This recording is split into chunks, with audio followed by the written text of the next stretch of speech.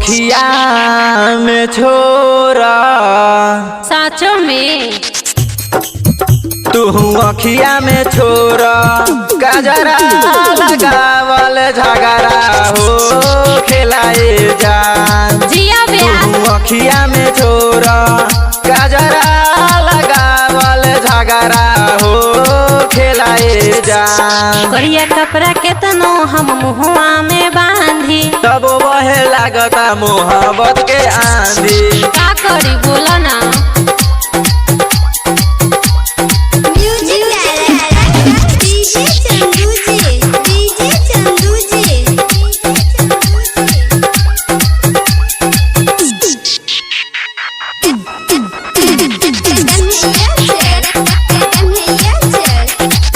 कवने तो के बोली ए जान साहजी के टोली ए जान समझ ला कहीं आइल गइल छोड़ के हम घर ही रही का खेतना डर डर के जी हमारे पगली रही का।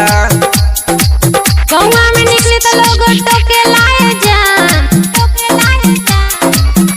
तू अखिया में छोरा आगे बोला तू अखिया में छोरा गजरा लगावल झगड़ा हो खिलाए जान। जिया ब्याह अखिया में छोरा गजरा लगावल झगड़ा हो खिलाए जान।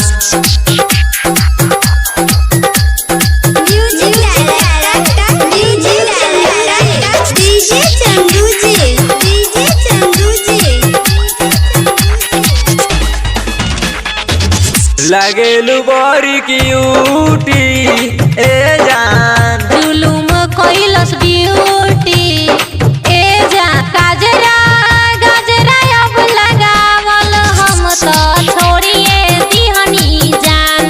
तब देखिए के लोग के बुरा हलिए बाए जान। राइटर संतोष आँख मारे लाए जान मारे लाए जान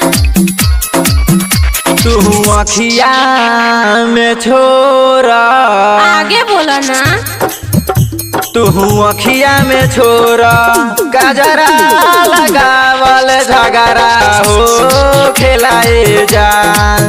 तू अखिया में छोरा गजरा लगावल झगड़ा हो खिलाए जान। सच में।